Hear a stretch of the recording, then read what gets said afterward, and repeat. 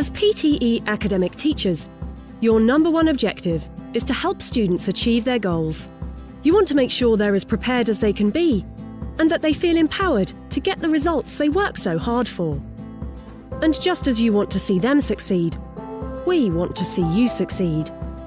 To help you do that, we've created an online course to give you the knowledge, tools and confidence you need to prepare your students for their tests. This course will give you an in-depth understanding of the PTE academic test, teaching techniques for language acquisition and practice, skills-based activities for the classroom, scoring tasks with speaking and writing items, checkpoints to evaluate your learning, and a certificate of completion at the end of each module. It's flexible and can be tailored to your needs. Choose to take all 6 modules or select specific areas you want to know more about. Learn anytime, anywhere, at a pace that suits you. Whether you're looking to reinvigorate your teaching methods or simply need some additional support, we're here to help you be the best teacher you can be. Start your learning journey with us today.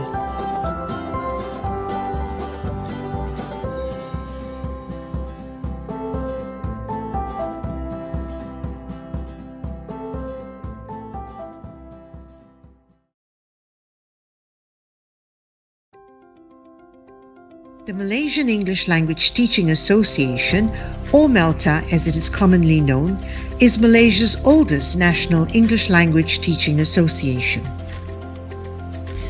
Founded in 1958, the association has grown significantly over the years.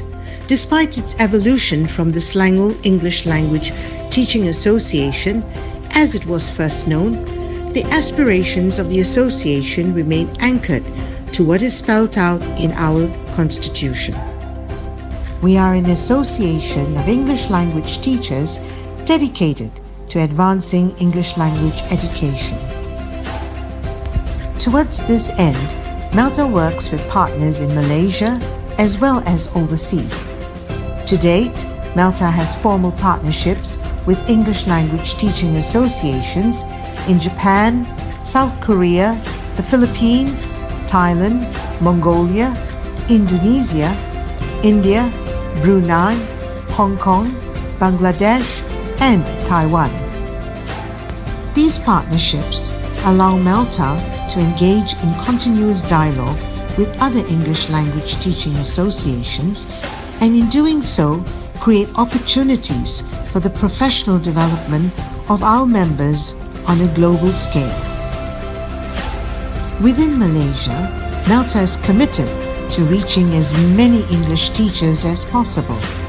Towards this goal, we are represented by MELTA chapters made up of dedicated teams of English language practitioners. As a national association, the association activities are managed by several bureaus, namely bureaus for training, research and development, publications, special projects, journals, special interest groups, chapters, and technologies. The association is only as strong as its members, so we look forward to your support. Join us and let's work towards our shared vision of advancing English language education.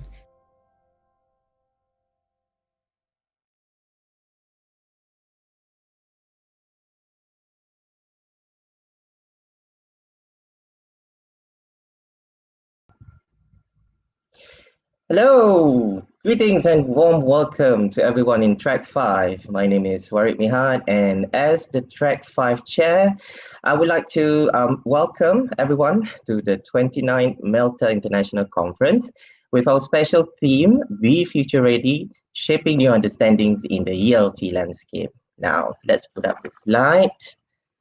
All right.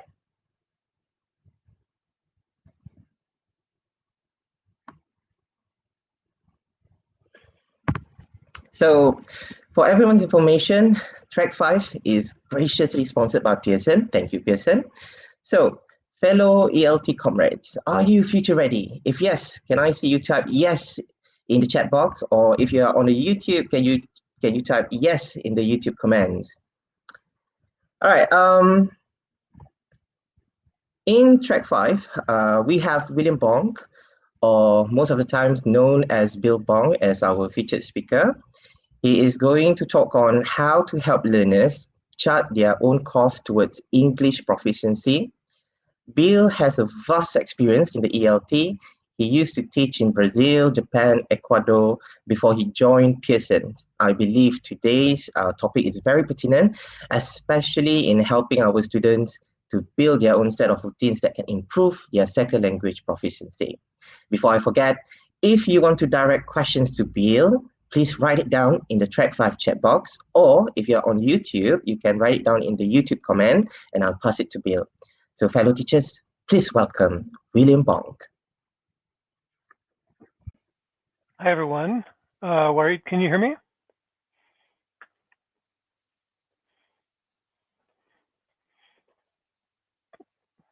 Can everyone hear me all right? I assume so. Thank you for having me, and I'm very happy to be able to present to you and talk about a topic that's very near and dear to my heart. My experience has been in many parts contributing to this topic. I started as a language learner, and I became a language teacher, and then I became a language researcher. I did my graduate degree in cognitive psychology, so I really wanted to get into the study of learning and memory and how people learn things and how they maintain them over time. And now in Pearson, I work in the assessment area where we try to figure out what people know and how much they've retained over time and how they're progressing. So what I'm going to present today is perhaps a little bit unusual because it's not really in line with necessarily the kinds of things that we have at Pearson right now or the things that are available, but this is kind of like a summation of some of what I've learned over the years and thought about in terms of learning languages, teaching languages, and guiding people towards their own language acquisition over time. So that's kind of how I've structured this talk. I'll start with just some basic things. I was a linguistics major when I was at university, and one of the things that we looked at was, just kind of the nuts and bolts or the basics of learning. And what we often think about second language learning as being something that's very common, but in fact, most people achieve only a very basic level of second language learning in any second language at all. And so especially in instructed language context. And one of the reasons is that there are many factors that contribute to the fact that learning a second language, especially when it's not in your immediate social context or in your environment, can be so difficult. So I just want to make sure that we bring these out as a part of the reason that language learning is important and requires a lot of time and energy. The first thing is that learning a language means learning a new code, and codes have a lot of values. In English in particular, or most other languages, have something between 10,000 to 20,000 words to learn. And many of those words are words that you don't actually use in normal conversation. You don't hear them, so you have to learn them through reading or through other kinds of experiences in your second language. And you don't necessarily use them, but you have to recognize them. So it's a large code. And then those codes, those pieces of the code, those words combine in what we would call collocations or conventional combinations. In some cases, those conventional combinations make sense and you can understand them, like, I don't know, heavy rain, okay? You don't have to use the word heavy with rain. It could be many other kinds of adjectives that describe rain, but in English, we choose to use the particular one, heavy. Other languages use different words that have like a canonical meaning, which is quite different. And in some cases, combinations of words can be quite unpredictable, let's say. So in addition to that, let's say 10,000 words that you have to learn, you also have to learn many, many combinations which are not predictable just from the sum of the meaning of those two parts. So there's a lot more than 10,000 bits of things that you need to learn. Another piece of language that makes it quite challenging is the phonology. I'll go back a little bit to when I was teaching in Japan. I taught in Japan for 6 years, and many of you maybe have perhaps had contact with Japanese people or have traveled to Japan or lived there. And you'll find that often people in Japan often don't have the automatic fluency in listening that you would expect from a modern industrialized country, because often what they've learned from English is the words that appear on pages. They're very focused, they have been in the past very focused on reading and writing, and they've been often very focused on a kind of Japanese pronunciation of language that simplifies it, that doesn't actually conform to the actual phonology or the real way that English is spoken. So people in Japan often, even into adulthood, even though they know a lot of words, they might even know the 10,000 words that I talked about before and know how to read many of the combinations that I was describing earlier. They can't actually recognize those words in common speech or in, like, normal connected speech and conversation. One of the reasons is that they were not taught to recognize those words in a common normal way of speaking. They were taught them using reading, and phonology can be quite strong and can be quite challenging. We learn phonology beginning before we're born. I mean, we learn our first languages while we're still in the womb, in our mother's belly, and we begin to be sensitive to the sounds of our languages at that time. And then there's a sensitive period. There's a period for about 1 to 2 years where once you've been born, you actually can understand the distinctions between many different sounds of languages that don't even exist in your environment. You can hear the differences that exist in other languages that are not in your first language or not in the language that your parents are speaking. So babies are actually sensitive to all of the sounds that the human vocal tract can actually produce. And then at about 1.5 years or so, people become less sensitive to them. The reason they become less sensitive is because they're focusing on the first language, the language that's actually in their environment that they're hearing every day from their parents or their village or whatever. And they become hypersensitive to those sounds at the expense of, or reducing the other sounds that they potentially could have been able to detect.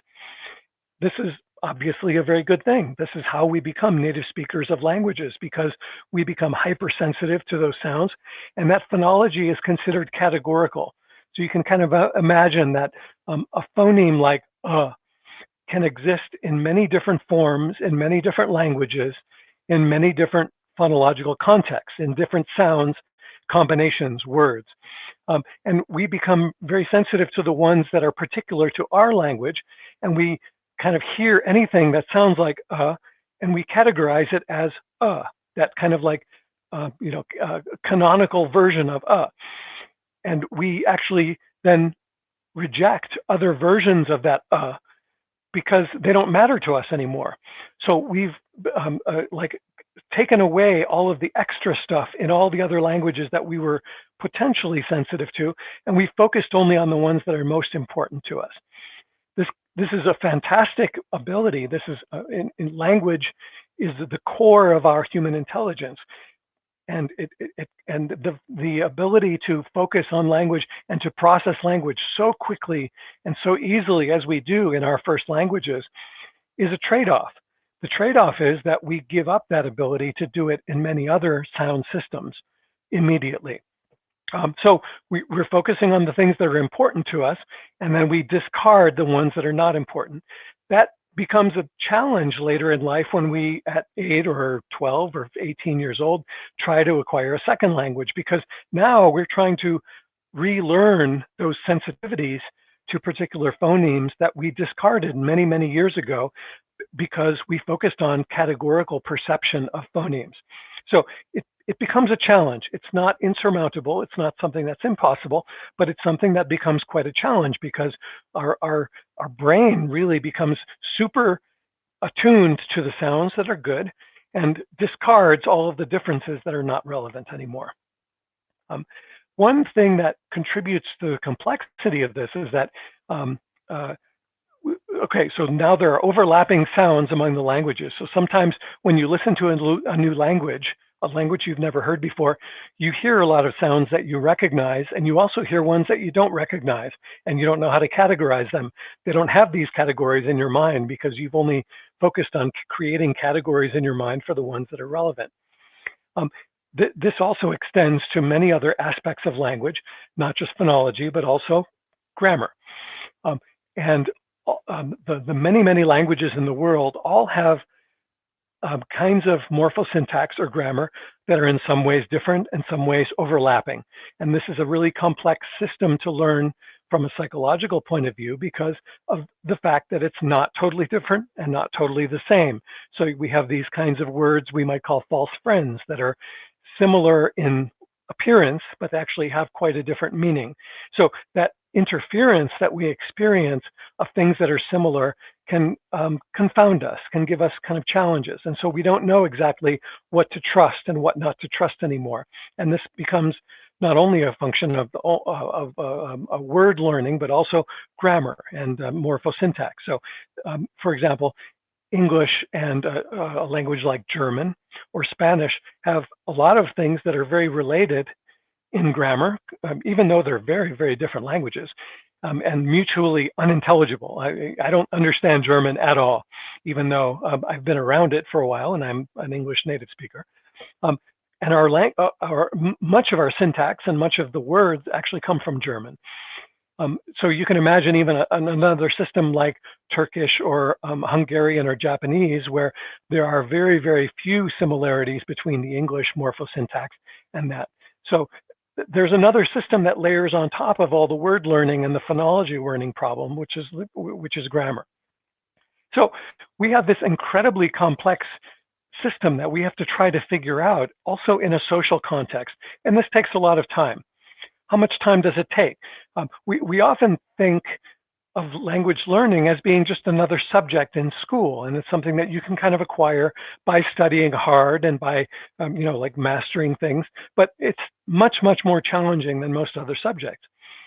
At Pearson, we've done some research on this, and we've kind of figured out how long it takes for people to learn a language like English. And this depends on the language that you're starting with. Obviously, if you start with a language that's very dissimilar to English, like Chinese or Vietnamese, you're going to take longer. And if you start with a language like Dutch that's quite similar to English, you will take shorter amount of time. So here, this table shows you some CEFR levels here. So here's the starting place of someone that's below A1, so basically a complete beginner. And for them to get to the A1 level, and then we have the GSE values, the global scale of English values for the Pearson scale. Below A1 is considered something like 10. And the borderline of starting A1 is 22. And so for a fast learner, for somebody like somebody maybe from a language background like Dutch or German, can learn English in about 95 hours, and they can learn it to this first beginning, very rudimentary level in only 95. And for someone that comes from a different language background, might have a different language aptitude, will take about 480 hours. So this is kind of the range that it takes just to get from below A1, from an absolute beginner up to A1. And then we've also quantified the amount of time that it takes to go up to these other levels. And you can look at the cumulative amounts here.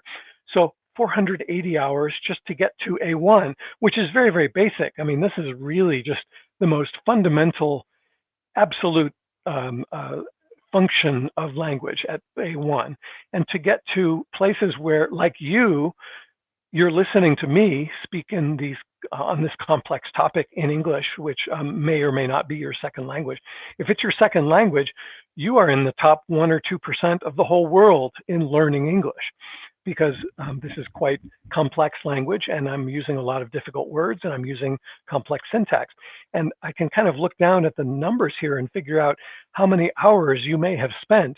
And it may be as much as 4,500 hours to learn to the level that you are at right now. And that's only C1 on the CEFR level. To get to C2 would take you several thousand more hours. And these are just based on the data that we had. These are not exact. As you can see, there's a huge amount of variation in the cumulative amount of hours spent between fast and slow learners. And this isn't about people. This is about language distance and amount of instruction and all these other things. But imagine 4,500 hours is a huge amount of days and time. So we should not underestimate the amount of time that it takes to learn a language. If people are spending 5 hours a week in a classroom and they're there for, let's say, 100 weeks, that's 500 hours. That's not really that much. That's really only getting into the first level.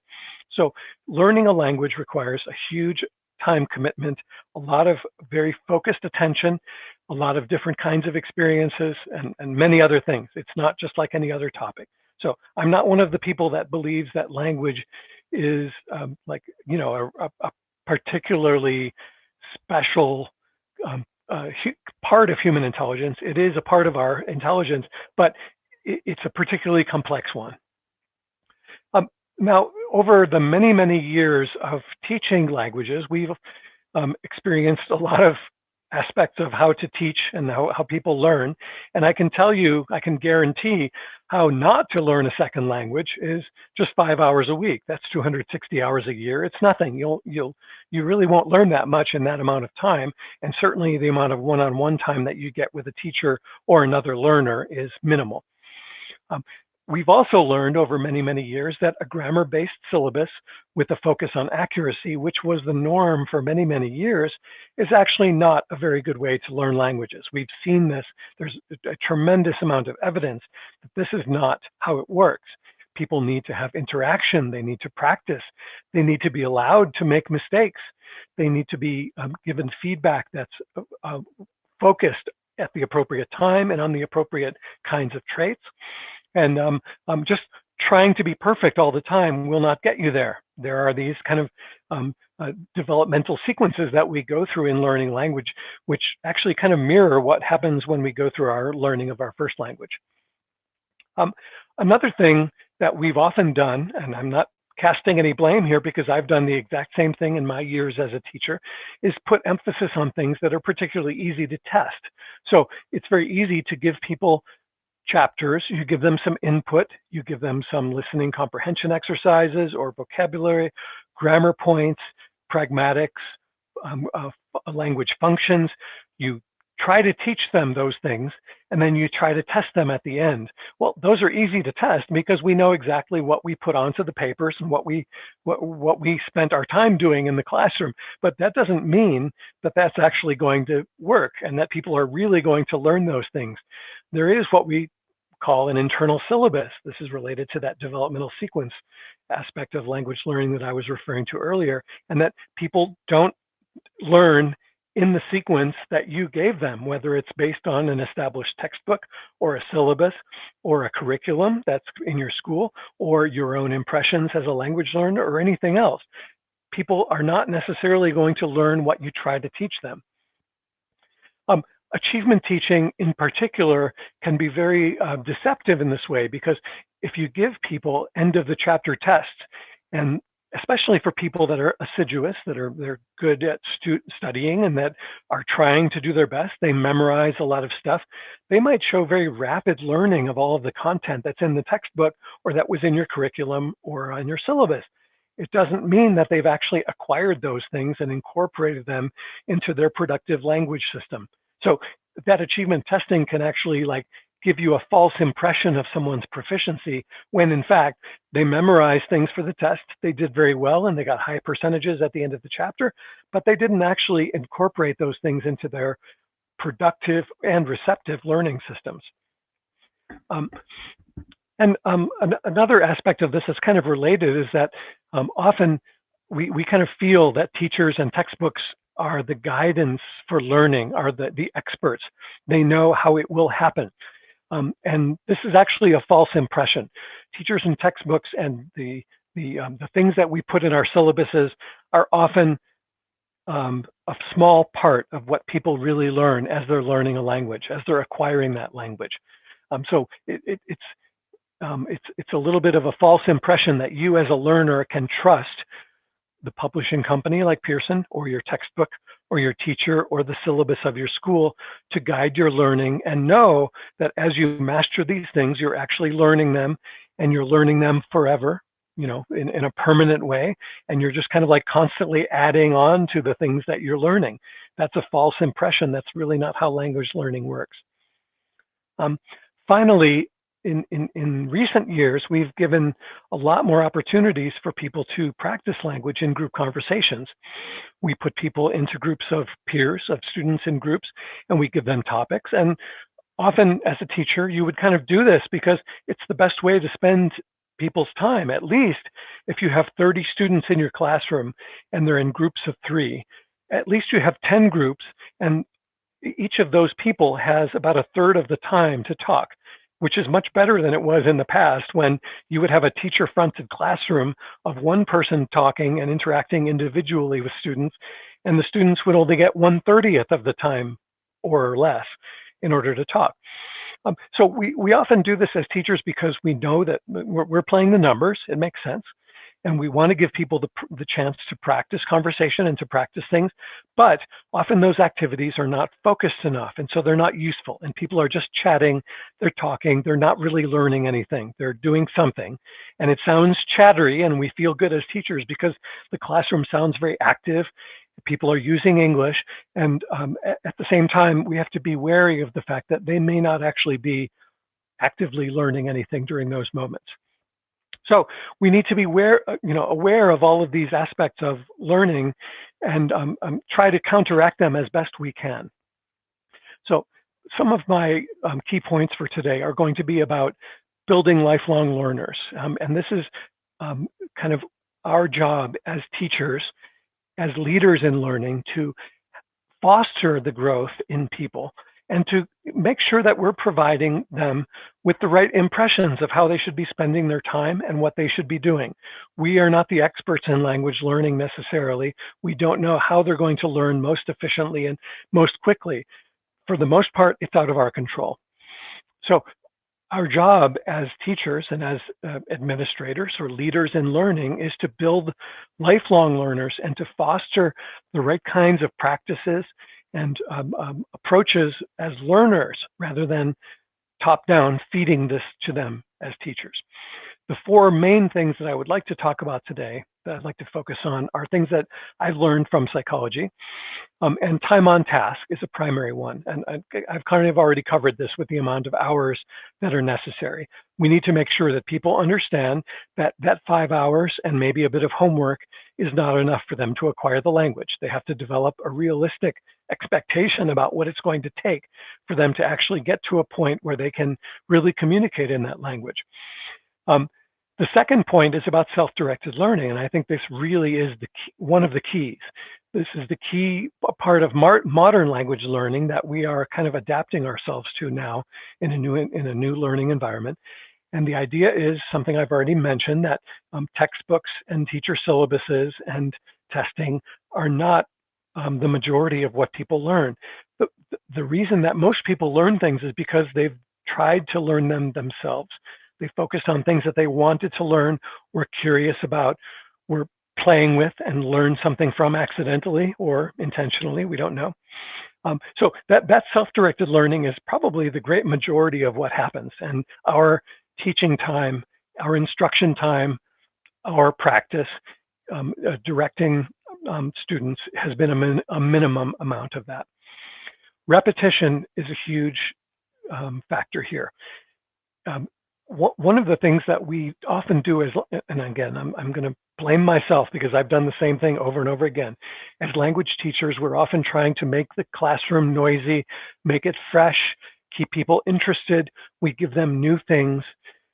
Novelty promotes those kinds of perceptions, but actually in a lot of learning that we've, in a lot of the research on learning in cognitive psychology and other cognitive science fields is based on the idea of repetition. And you need to encounter things over and over again.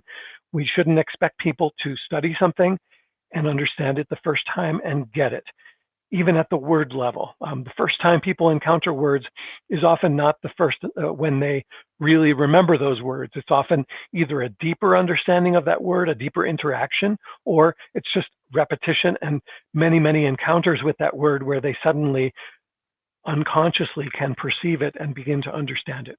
So repetition is a huge thing.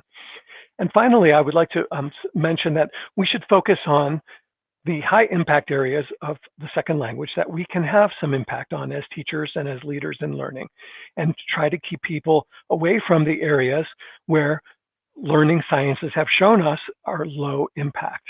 I'll talk about some of those as my talk goes on.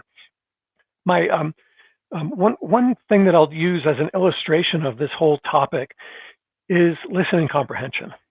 And so I'm showing a black and white photo from probably the 1950s in Australia. And this was what many classrooms looked like or maybe some of them even still do. And this is what language classrooms looked like even when I was a child. I only started studying foreign languages when I was in high school. So I was 14 years old and I took French for the first time. And that's very much what my classroom looked like.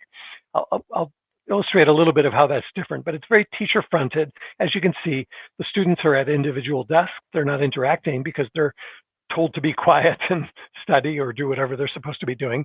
The teacher is probably hovering in the background, maybe with a stick or something, but the teacher is basically controlling the entire experience. And these students are not really learning a language here because they're looking at print, and they might be doing exercises and learning some things about grammar or vocabulary, but they're not really learning a language. When I was 14 years old, we had programs that were the audiovisual method of learning. So textbooks that came from big publishing companies also came with cassette tapes that had actual speakers of the language, in many cases, most cases, native speakers of that language, and they would do dialogues often or little mini lectures or things like that. So it actually was a big jump because in that previous slide, this teacher didn't necessarily speak the language that he or she was teaching. In my case, my French teacher really didn't speak French when I was 14 years old, but they relied on that cassette tape and those dialogues to present us with some input. It was very, very stilted, very planned out input. It was not natural speech. It was very carefully spoken, very like explicitly articulated, and it was very, very planned out in terms of the dialogues, not really natural dialogues at all. But at least it was something. It was hard for me as a 14-year-old growing up in Chicago to actually get input in French. This was the only input that I had was my book. I had a dictionary, which I used to read because I enjoyed reading dictionaries for some strange reason.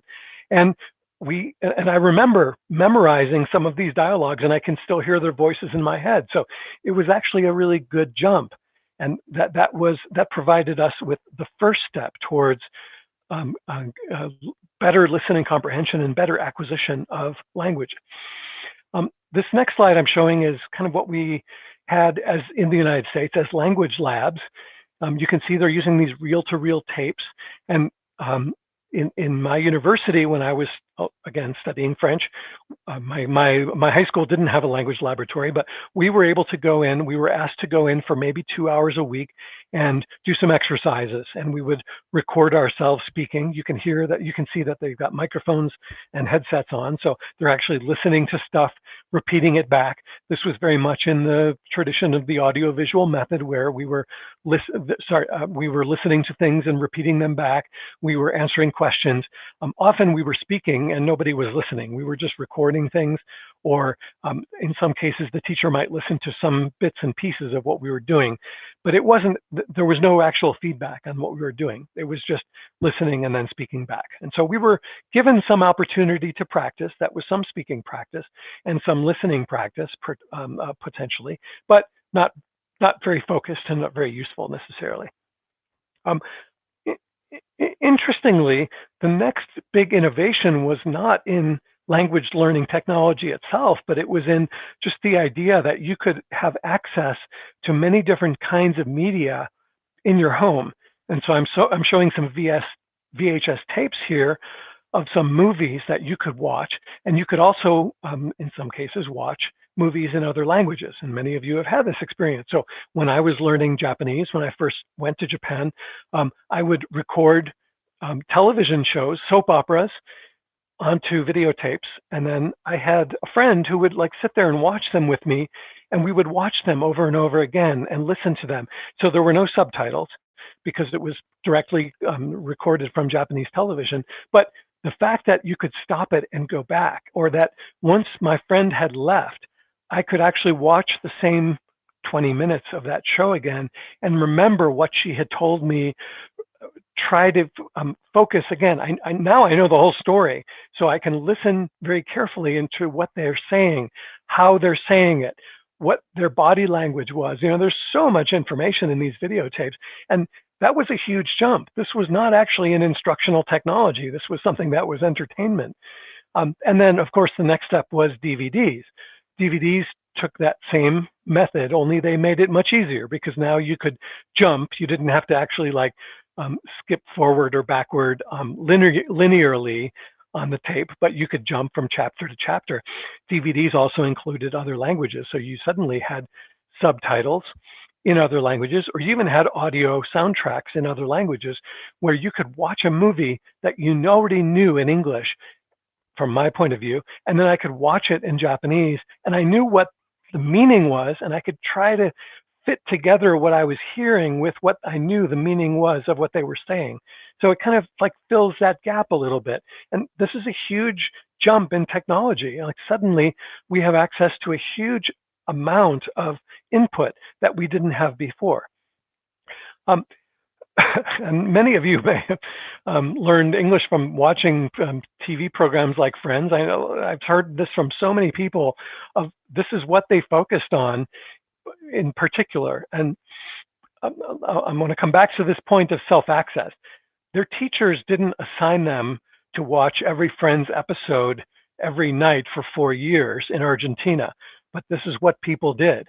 And so when I was in Argentina several years ago, I met a waitress who was at at a cafe or a restaurant, and I was complimenting her on her English because it was actually really good. And I said, "How did you learn English?" And she said, "Friends."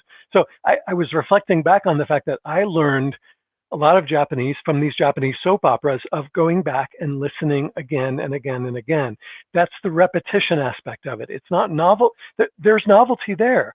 Because as you go deeper and deeper, programs that were produced for native speakers by native speakers are incredibly complex and incredibly deep in terms of all of the cultural, linguistic, and other kinds of knowledge that are there. And so you're always learning something new. So finding something that you feel like you really want to delve deeply into is the key to learning a language in many cases.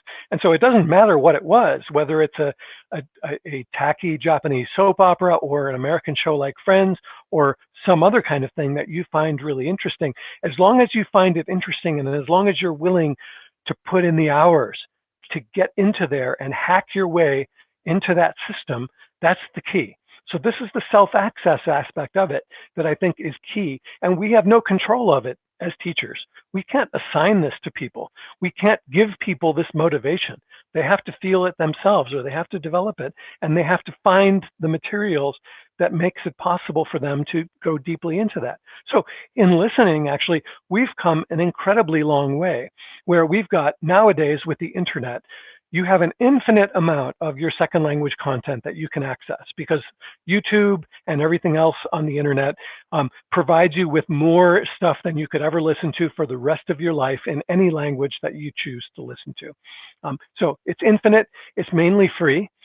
It also provides you with additional support. So you can see subtitles or translations or even alternative soundtracks to things. So this gives you even more information as a listener. Many of the times, stuff that we already know from our first language is available in the second language. And that gives us a huge jump because we already know the content and we already know the stories. We know their personalities. We know their relationships. We know what's funny or what kind of jokes they make. We know, all of that stuff is already there. So now you're only just adding on the one layer of the second language. That actually simplifies the task quite a bit. So this is a huge boost to our ability to learn. Mostly it's free and it's available obviously on computers and phones and lots of other stuff. And I mentioned on DVDs and VHS tapes, of course, you can replay things, slow them down, stop them. This is something I think that we take for granted. We don't appreciate it sometimes. In the real world, when you're in a new language, you're in a new culture, it can be exhausting to interact with people and know that every interaction contains such deep content that we really, really want to understand, but it's gone in a second because life just goes on and on and on. We can't stop and pause and replay. But in the world of DVDs and YouTube videos and stuff, we can. So this gives us, again, a way of stopping the world. Someone might have told you, for example, I'll take it right down to a very, very basic level. Someone has already told you what those words were. You wrote them down. Now you can listen to them again and again and again until you can actually hear them, until you can perceive that phrase in that accent, in that connected speech, which is something that we never could do in the real world. You can only ask someone to repeat something so many times and they'll get tired of you. So this is a huge benefit. And the final thing is that listening, the role of listening has changed. When I was talking about those cassette tapes of my French teacher, or not my French teacher, but my French class, and those native speakers that were giving these kind of like canned false dialogues of people talking about things. The main reason that those were there was to teach vocabulary and grammar. They were almost like a springboard for vocabulary, grammar points, and other things that would be introduced as parts of the content of the chapter. Listening was actually not seen as a skill by itself. And nobody, when I was 14 years old, would have expected me to listen to something in French and get anything out of it, and to understand anything of something that I had never heard before. Just think about how different the world is now. Back then, the only things that I was expected to understand in French were the same dialogues that I had already studied. Nobody ever gave me anything new. They never presented me with news programs and said, okay, this is going to be really tough. This is an actual French news broadcast. It's not slowed down. There are no pictures, but I want you to understand at least what the topic is. Just the most basic thing. Is it a man or a woman speaking? Is it informative or is it an opinion? Some of the most basic concepts in listening are things like that we have to start with. And that was never there when I was 14 years old. Nowadays, things have changed a lot. And we often are willing to give people native speaker targeted content as a way of them having access to that, developing a sensitivity to the phonology, to the culture, and to all the other things that are in those performances, and to be able to develop some understanding of them from the bottom up, little by little. And we don't expect them to understand everything. These are not memorized dialogues. These are just things that we have to try to understand something from. And that's actually our real experience in learning a second language, is that experience of being forced into situations where we might only know 5 or 10% of what's being said or spoken, and yet we're asked to do something with it and learn from it. And that's the key. So listening is no longer just a task that you push people to vocabulary and vocabulary with. It's seen as a central skill by itself.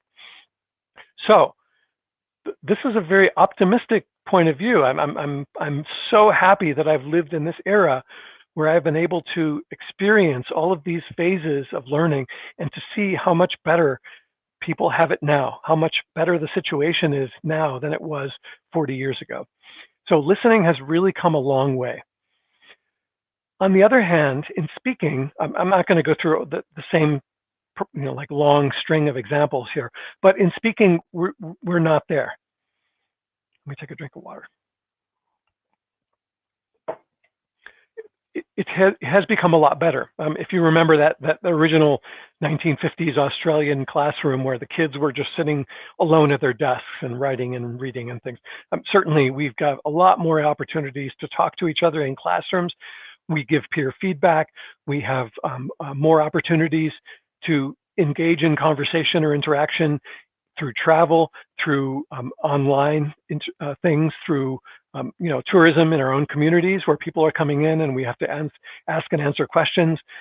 So we have many more opportunities now than we did 40 years ago. And so it has got better. We have more opportunities for feedback. Back again, when I was like looking at when I was showing you that language lab picture of somebody who is talking to nobody because nobody's listening to their recording, nowadays we often are listening and we are giving feedback, and we do have a lot more opportunities to get feedback on our speech.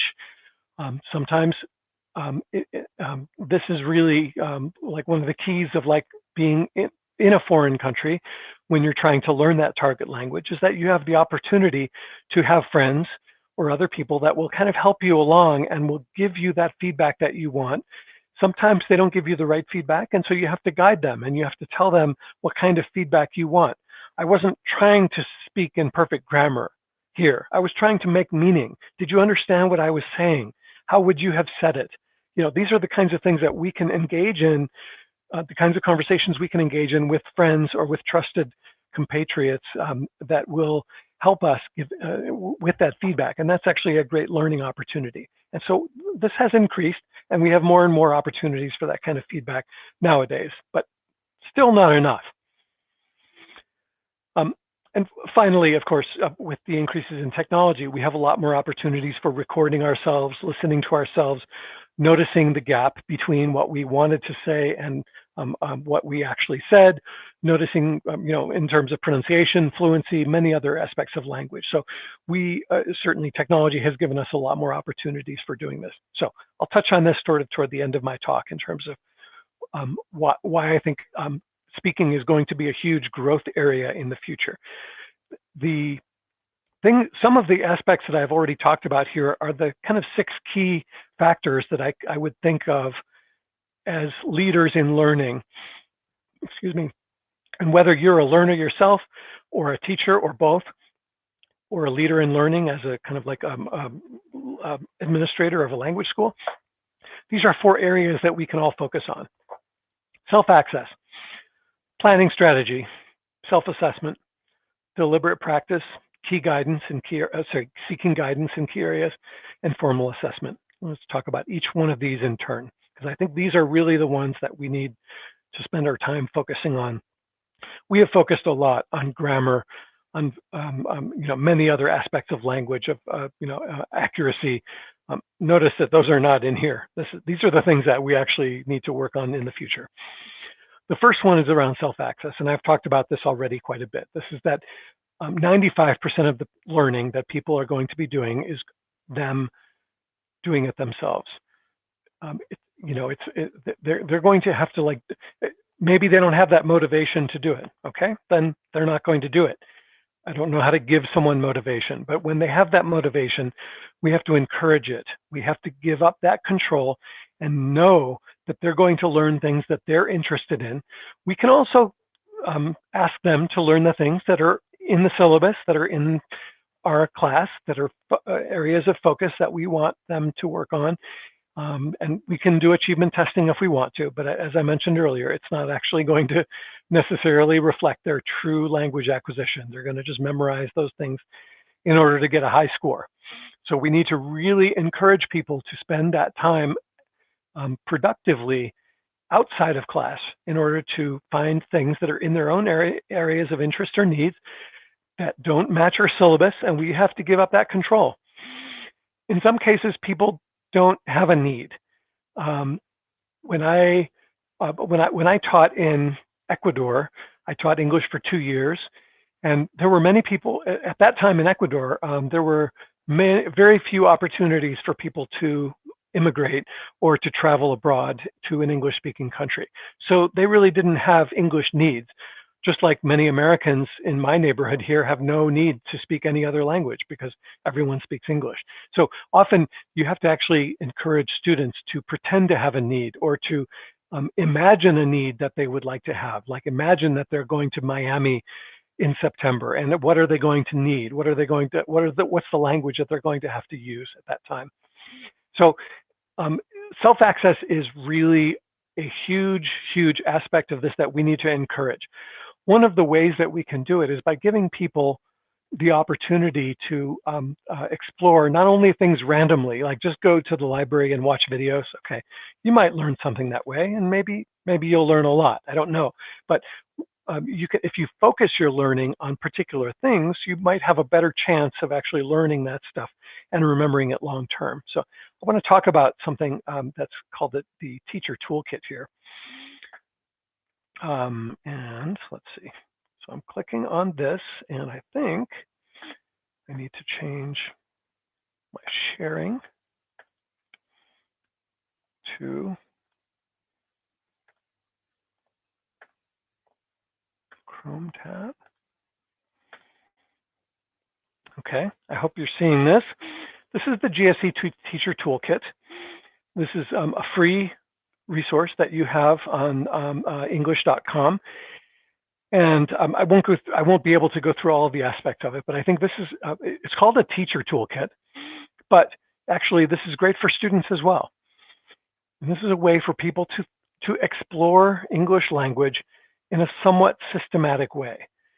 So one thing that you might consider doing is like vocabulary. So let's say, we're just pointing people to this and just saying, like, find areas that you're interested in and find areas of vocabulary that you would like to learn more about.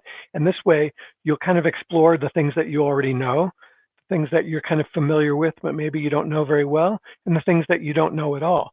And so the teacher toolkit actually like puts all of these in one package for you and allows you to explore them in a very interactive and personalized way. So let's imagine, first of all, I've chosen adult learners because that's us. And let's imagine that we're already beyond kind of the basic level of English. So we're just going to choose a range of vocabulary that's probably somewhere in between, like, the B1 and C1 level. All right. And then I'm going to choose a topic. So in particular, I might be interested in, let's see.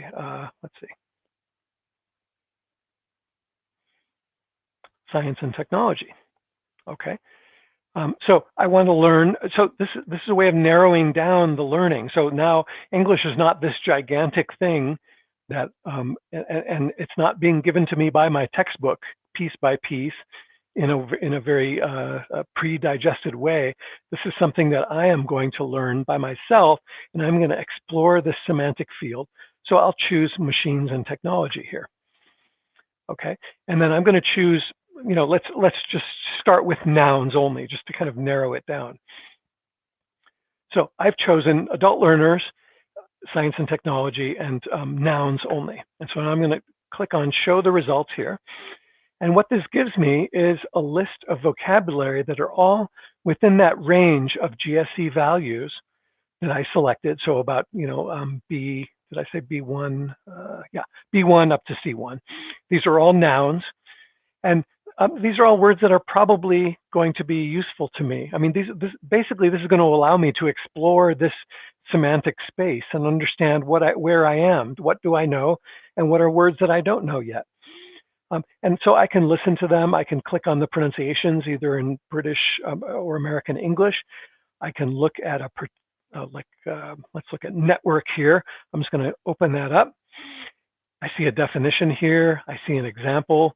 There's a topic tree here, and then there's some collocations that show some words that are commonly associated with network. So words that kind of go together with network.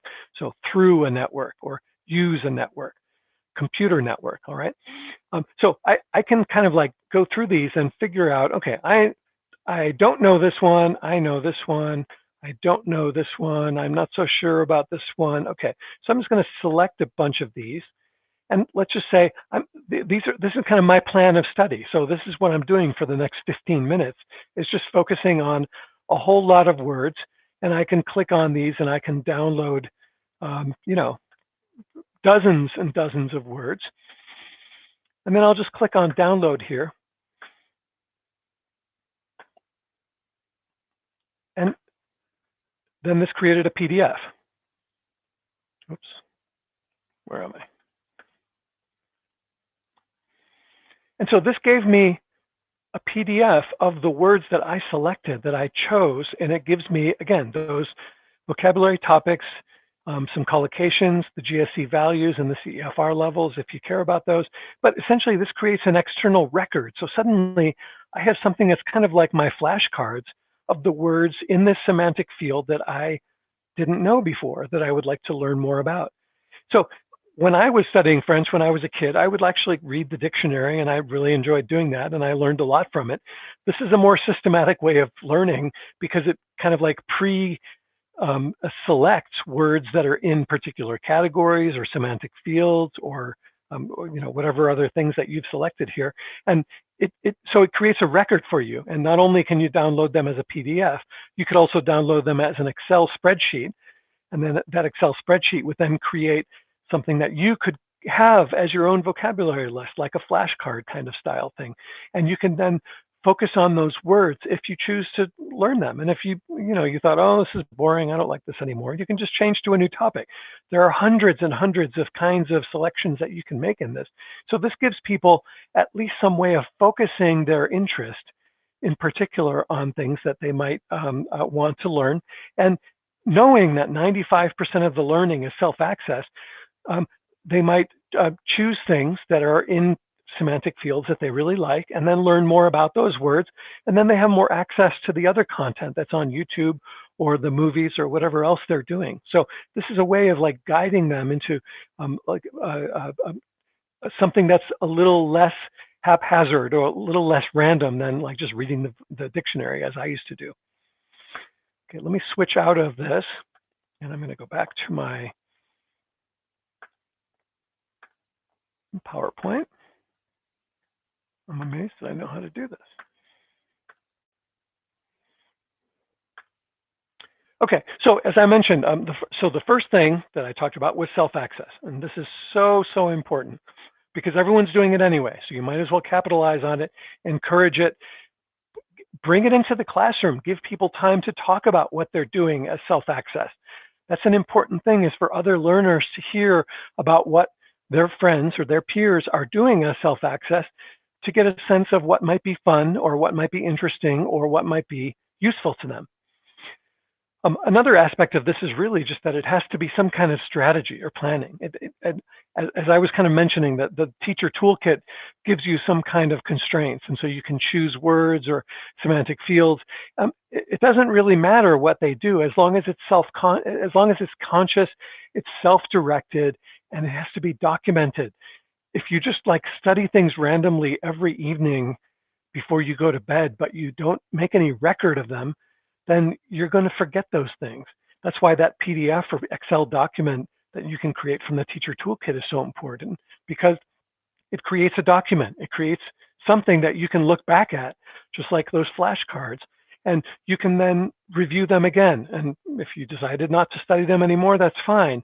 But every instance of recall or remembering or like recognizing something will actually reinforce that memory. So even things that you're not trying to learn anymore, that you don't care about anymore, can often be strengthened in memory as you review them and decide you don't really care about them anymore.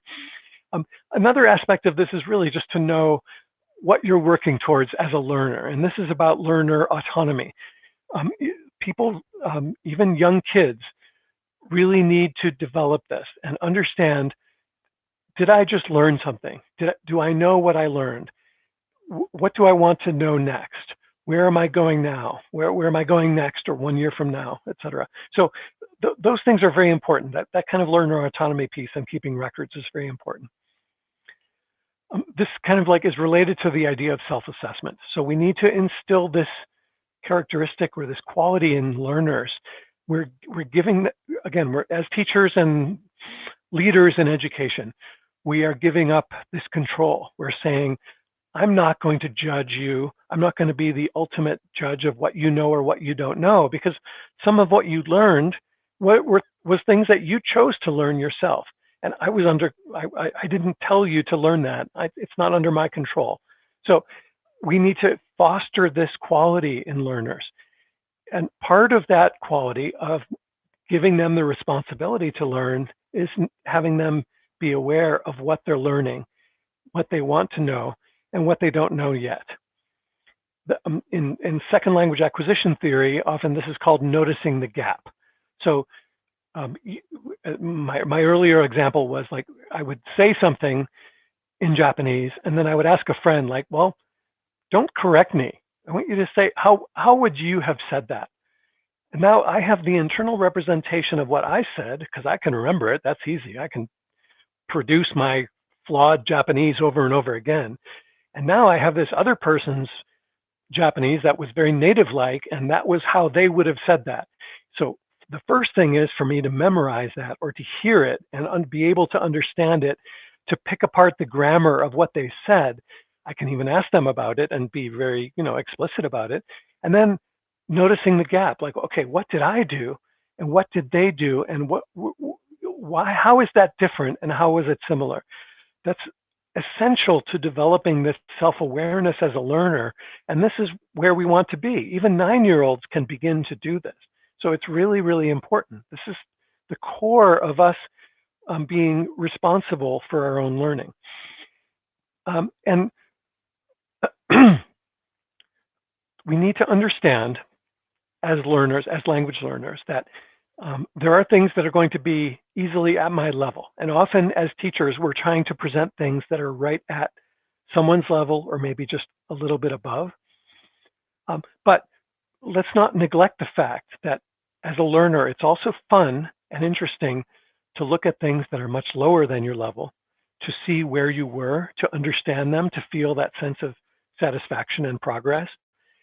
And notice that where you were, and remember yourself as a learner when you were at that level. And it's also extremely important that people need to deal with things that are above their level. Just as I was talking about listening to news in French when you had no chance of understanding it, but maybe you could catch the topic. Maybe you could catch a few words. Maybe you could catch the tone of it. I mean, if we're always giving people things that are spoon-fed, that are textbook, kind of like not authentic English, but are very like learner English, textbook English, we are doing them a great disservice. That's irresponsible teaching. We have to give them things and get them used to the idea that they're going to be lost. In every language that I've learned, I have felt lost about 90% of the time. And that's a good thing. You have to be comfortable with that, because that's your situation. You're not a native speaker of that language, and you're going to be lost and feel uncomfortable for a long, long, long time. And that's okay. It's not a flaw. It's not your fault. It's actually something that we need to get be comfortable with and be able to deal with. And what you can do is give people tasks that are easy, as I mentioned. You don't have to ask them to reproduce what they heard, but you can ask them about the tone or the speaker or the relationships among the speakers, or any other things that you find that are easier and lower level tasks. So that this is all a part of us developing an awareness of our own learning, and not saying, as many of us did in our years as learners, I trust the teacher, I trust the syllabus, I trust the curriculum. They're going to teach me everything I know, and I don't need to take any responsibility for it, because they're going to feed it to me and I'll learn it.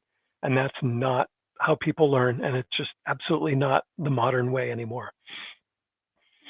Let's think about another aspect. I've touched on this a little bit. This is about practice. And often practice, when we study practice in psychology laboratories, practice can be of two different kinds. or sorry, let me rephrase that. Learning is of two different kinds.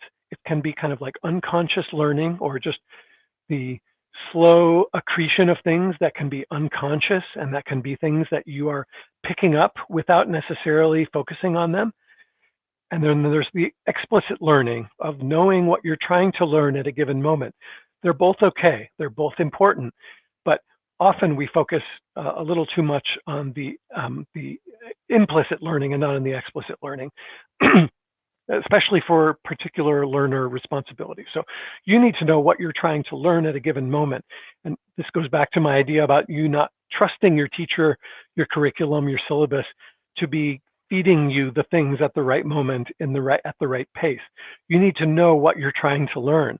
If you don't know why you're studying something, if you don't know why it's being given to you, there should be a red flag right there. What am I doing? Okay, what am I trying to focus on? Because if you try to focus on everything, you're focusing on nothing and you will learn nothing. So you have to know what you're trying to learn at that moment. And often language can come down to sometimes focusing on pieces and sometimes focusing on bigger things, and sometimes, focusing somewhere in the middle, or, there always has to be some sort of focus. And so we also need to instill in learners this idea of the huge amount of time on task. I mentioned this earlier in terms of the number of hours that we need for learning. Quantity is a hugely important thing, and people need to understand this as learners. Just because they studied it a few times or they read it doesn't mean they're going to learn it. And we need to give them a realistic expectation of how much time it's going to take. It's going to take massive repetition, and it's going to take massive repetition not only in the classroom, but on your own time. So when I was studying those Japanese soap operas, and I would listen over and over again, sometimes to the same sentence, I was mining that sentence, those interactions, for the deep meaning and the deep interactional aspects and cultural things that were all there. We don't do this in the classroom. We don't have time to do it. It's impossible. And every person has to guide this themselves, because you know when you learned it or when you heard it, and you know when it's time to stop. And so we can't do this for our learners. They have to do it themselves. And there's another aspect of just that learner autonomy that we need to foster. Another piece of this is something called the testing effect, which I won't go into in great detail here, but it's a psychological effect. You can look it up on the internet, and it's fascinating. And so the main finding of the testing effect was that the more that people were asked to recall or recognize information, even information that wasn't tested was also strengthened by that frequency of repetition of test. It's like a quiz almost, but the quiz is not scored. The idea is that you're not giving people grades. You're constantly probing them and forcing them to recall things or remember them or recognize them. And that strengthens not only the things that you're testing for, but also the other things that were studied in that same context. It's actually a stronger effect than studying. So if you can imagine people taking, taking a course on, I don't know, say, the history of Islam, right? So the fact that you would give them frequent quizzes and ask them to recall things actually has them remember those facts and those ideas more than if they just reread them themselves than studying. So the recall is actually an important function in the brain that fosters this learning.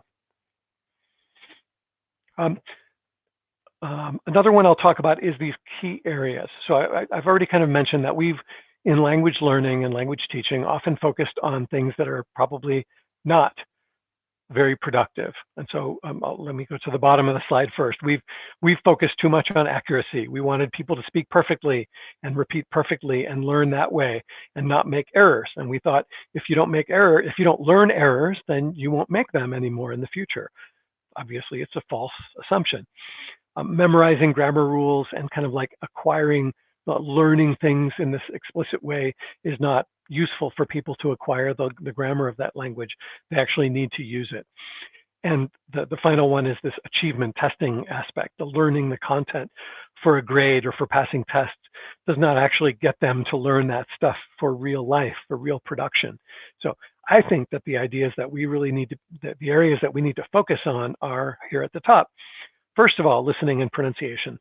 And I mentioned the difficulty of developing a second language phonological system as an adult. This is the key to learning that language. This is the first step.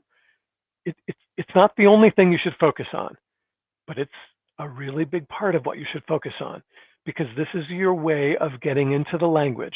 When you, and then especially when you begin interacting, if you're talking with other people who speak that language and they feel like you're understanding, and they hear your pronunciation and think, oh, this person actually, is okay in this language, then they'll give you better input. And so it's a feedback loop. But if you're constantly not understanding anything, you're not going to get very good input. You can't understand connected speech. So you have no access to all of that stuff on YouTube that I talked about. You really need to develop these aspects of the phonological system as a way of hacking into the second language system at an early stage. The second one is adequate vocabulary. And I haven't spoken about this too much. I did mention that we have huge vocabularies in our native languages, 10,000, 20,000 words. You don't really need that many words. You probably need about 2,000. Focus a lot on those 2,000 words and those 2,000 words in connected speech, and you will be able to understand something like 95% of what people are saying, of the words. Obviously the cultural content and the slang and everything is different, but there's a huge amount of research on this that shows the exact words that you need to know. So focus on those. Use the GSE Teacher Toolkit to focus on those words that you need to know, find your gaps, and fill them in with the words that you don't know. And then you're going to be in a much better position to learn that language as a learner. And finally, strategic competence. And this kind of ties together all of these things around getting people to have learner autonomy, to understand what they're trying to learn, to understand what they're trying to do in the language and how to do it. So awareness of these things is also very, very, very, very important. Finally, I'll talk about formal assessment. So I've talked about self-assessment, and this is where people are understanding their own strengths, weaknesses, needs, things that they don't need, etc. Formal assessment is also important because it gives us that check on where we are.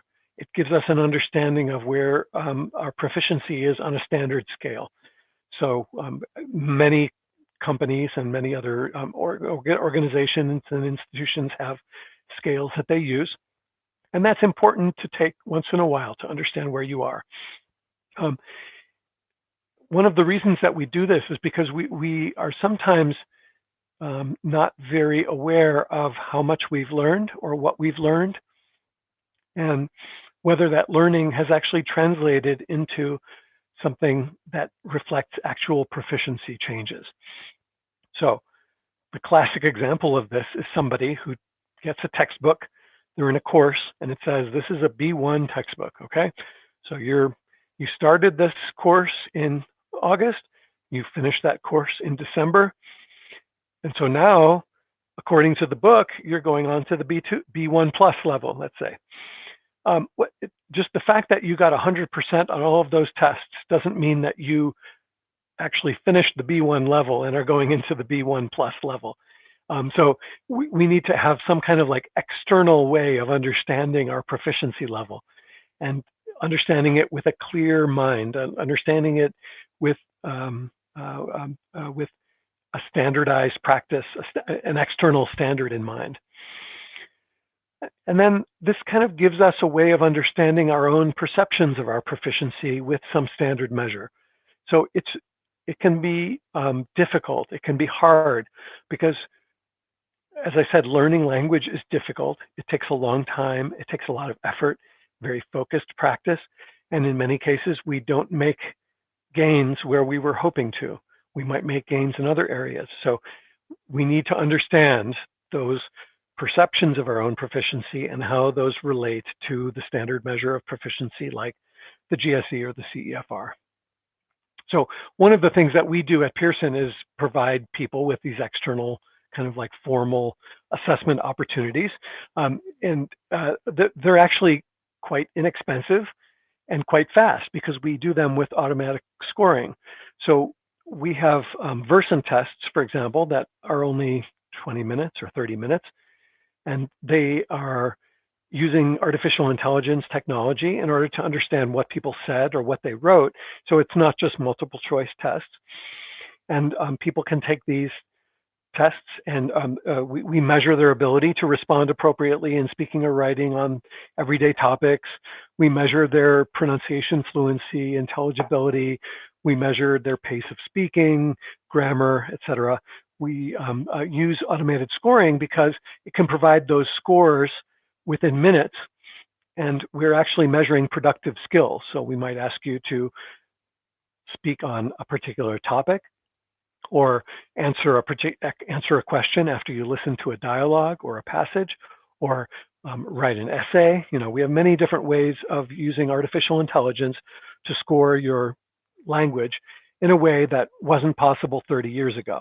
So this is one way where you can get that kind of standardized proficiency score in a way that's fast, that is anonymous, essentially, because you can buy these tests yourselves, or you can have, or schools can buy them for students. And it's not about grades. It's not about achievement. It's about understanding in a clear, standardized way that's objective where you are. And then you can kind of like understand, what did I do for the past 3 months? I was in this school. Here's the stuff I studied. Here are the things that I did on my own. Here's where I started and here's where I ended based on the Versant test. And so this kind of gives me a sense of maybe what was useful and what was not in the activities that I performed over those past 3 months. We do this for all 4 skills. So speaking, writing, listening, and reading. And we do it, again, using automated scoring and doing it in a way that provides scores like this score report here that you would get if you took the Versant 4 Skills Essential Test. You would get a 30-minute test that was provided to you over the internet. And at the end of that time, within several minutes, you would get a score. And that score would be an overall score. As you can see here, it gives you an overall score in the GSE, which translates to a score on the CEFR. So in this case, this person got a 71, which puts John Smith at the B2 plus level overall. And then you can see he got a speaking score of 80. So he was very high in speaking and a little bit lower in listening and writing, and kind of like around that same level in reading. And then we give score descriptors for each of these skills as well, and score mappings and suggestions for improvement. So I think this is another key way of understanding where you are in your language proficiency. If you are the administrator or the teacher in a school and you want to give these kinds of tests, again, they're very low cost, they're very fast and efficient. People can take them as many times as they want, and they won't get the same test again and again because we have huge item banks, and they are provided in a way that's kind of like randomly assembled, so that every time you get a different test. And these tests can also be proctored, can be remote monitored. So we have this kind of system where you can trust that it was only one person that took the test, and that person was the one who took the test alone, and wasn't looking at Google or consulting other things. So we make this all this stuff available to people as administrators. So in conclusion, I'd like to say, I've mentioned, I'm just going to bring up some of these big points. First of all, self-access learning, autonomous learning by our learners is inevitable. It's going to happen. This is 95% of what they're learning. You have to surrender to it and embrace it. It's useful. It's very, very effective. This is mainly what people are learning. These tools like the Teacher Toolkit have given us like decades and decades of knowledge and research into these particular places that you can take advantage of that didn't exist 30 or 40 years ago. So they're very easy to use systems. I mentioned a lot about listening and how these automated practice systems and testing systems have become better and more efficient. The future is really opening up, especially for speaking, but we're not there yet. And so you as teachers or as leaders in learning, you need to be the translators for these learners, and you need to emphasize these points that I've been talking about today in terms of learner autonomy, self-assessment, et cetera, so that they spend their time well and that they're not wasting their time. So if you ever had much control over your learners' learning, I mean, certainly in this era, you have even less now. But that's okay. That's actually a really good thing, because people are learning language more efficiently, more quickly, and much better now than they were before. So this gives me a lot of hope for the future. This doesn't erase you as teachers. This doesn't take away your role. It actually enhances it. It's great that people are studying outside of your classroom. You give up that control and you actually are an even more leader in learning, as you can help people personalize their own learning experiences and make them more optimized and more effective for a way of spending their time. So thank you very much. And if we have time for questions, I'll take some now. All right. Thank you, Bill, for such an interesting talk. I couldn't agree more with you, especially on the part where we talk about meaningful repetitions, because we share similar research field background, which is on the cognitive science. Since that it's 1 minute past 12, we have quite a few numbers of questions, but due to the time limits, I guess we will direct all the questions to your email, and then we will reply it to the participants. So thank you once again. Thank you very much, Bill, for such an interesting talk. Now, can we have, let's do a little bit of briefing for our parallel sessions. So let's have our slides up. Okay.